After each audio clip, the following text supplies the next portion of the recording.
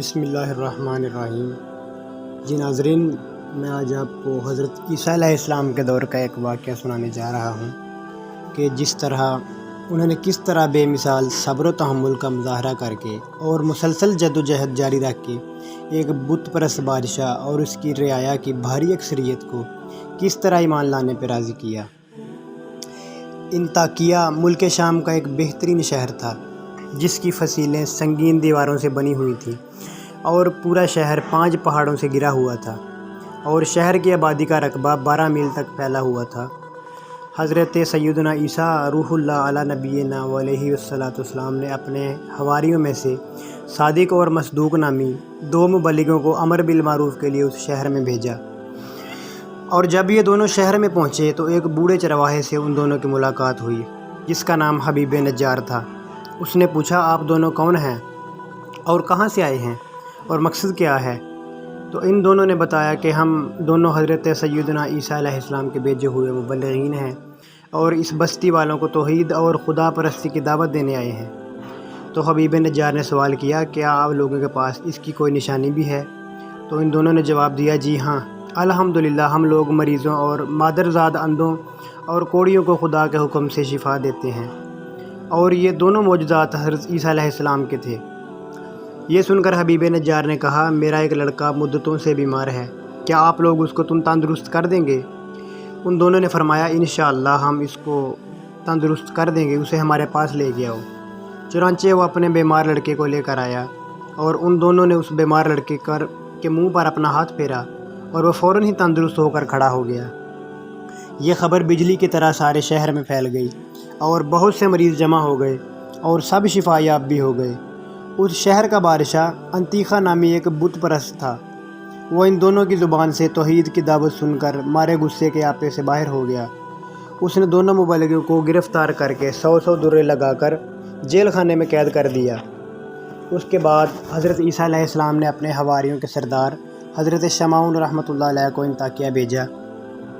آپ کسی طرح بادشاہ کے دربار میں پہنچ گئے اور بادشاہ سے کہا کہ آپ نے ہمارے 2 آدمیوں کو کوڑے لگا کر جیل خانہ میں قید کر دیا ہے، کم از کم آپ ان دونوں کی بات تو پوری سن لیتے۔ بادشاہ نے ان دونوں کو بلوا کر گفتگو شروع کی تو ان دونوں نے کہا، ہم یہی کہنے کے لیے آئے ہیں کہ تم لوگ بتوں کی عبادت کو چھوڑو اور خدائے واحد کی عبادت کرو جس نے تم کو اور تمہارے تمام کائنات کو پیدا کیا۔ جب بادشاہ نے ان دونوں سے کوئی نشانی طلب کی تو ان دونوں مبلغوں نے ایک ایسے مادرزاد اندھے کو جس کے سر میں آنکھیں تھی ہی نہیں ہاتھ پھیر دیا تو اس کی پیشانی میں آنکھوں کے 2 سوراخ بن گئے۔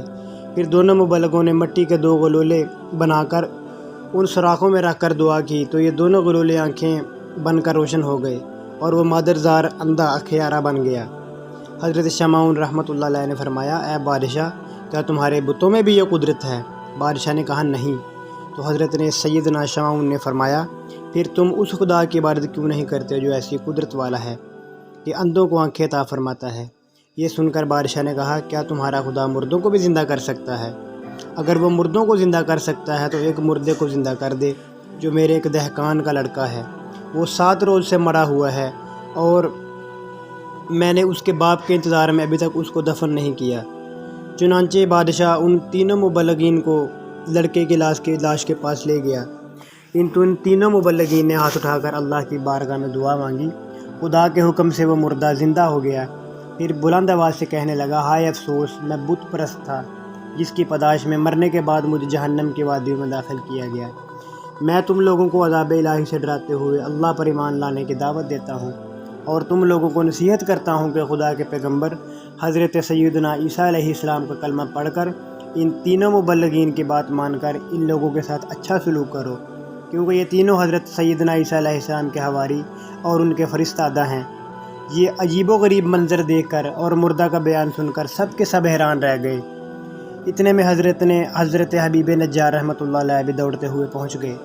انہوں نے بھی بادشاہ اور سارے شہر والوں کو مبلغین کی تصدیق کے لیے پرزور بیان کر کے آمادہ کر لیا، یہاں تک کہ بادشاہ اور اس کے تمام درباریوں نے ایمان کی دعوت قبول کر لی اور سبھی صاحب ایمان ہو گئے، مگر چند منحوس لوگ جو بتوں کی محبت میں عقل و ہوش کھو چکے تھے وہ ایمان نہیں لائے، بلکہ ان ظالموں نے حضرت حبیب نجار کو شہید کر دیا۔